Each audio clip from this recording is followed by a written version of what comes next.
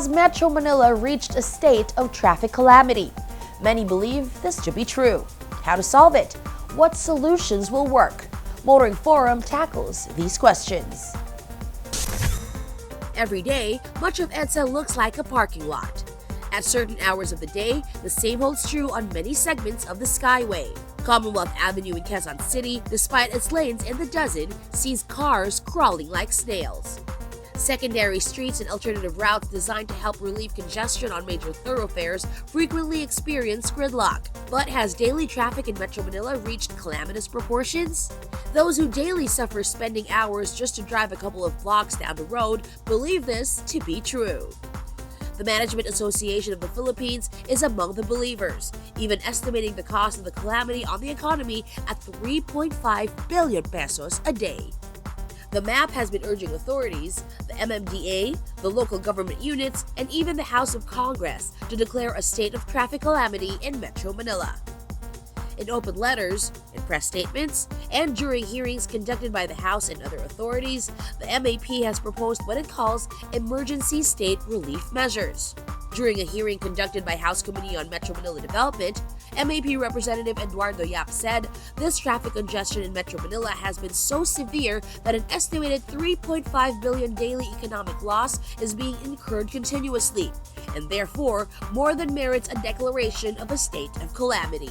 Yap added that President Marcos should invoke his emergency power to provide emergency powers to provide relief measures. Yap also presented MAP's recommendations for solving the traffic crisis. MAP has been calling for delineating 4 zones in Metro Manila as traffic zones, each headed by a traffic manager. And on top of these 4 traffic managers is a traffic czar, vested with full powers and authority to mobilize, direct, and deploy existing government resources, both on the national and local levels, to solve the traffic calamity in Metro Manila. Over the years, authorities have resorted to coding, a scheme to reduce the number of vehicles on the road at given times, using the last digits of vehicle license plates, or in lieu of that, conduction sticker numbers. Coding has not quite been the success that authorities hoped for, with traffic congestion still steadily growing worse. There are calls to impose a congestion charge, similar to what other cities in the world have imposed, to reduce the number of vehicles entering zones or streets. However, this has met opposition from vehicle owners who say that there is not enough available public transport to make them not use their vehicles. Until a more efficient, reliable, accessible, and affordable public transport is in place in Metro Manila, it will be unfair to impose a congestion charge. Other proposals include encouraging more people to use active transport, like bicycles, e-bikes, and the like, establishing networks of protected and unprotected bike lanes in the metro. This too was met with opposition from vehicle owners who claim bike lanes only added to congestion and only a few cyclists actually use them daily compared to the number of motorists on the road.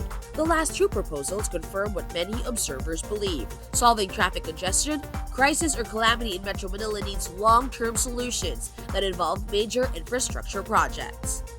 Projects that involve establishing not more elevated roadways for cars and other vehicles, but a more efficient public transportation network, as well as infrastructure that could make active transport and mere walking more attractive. Protected bike lanes, wide-shaded sidewalks, and elevated walkways.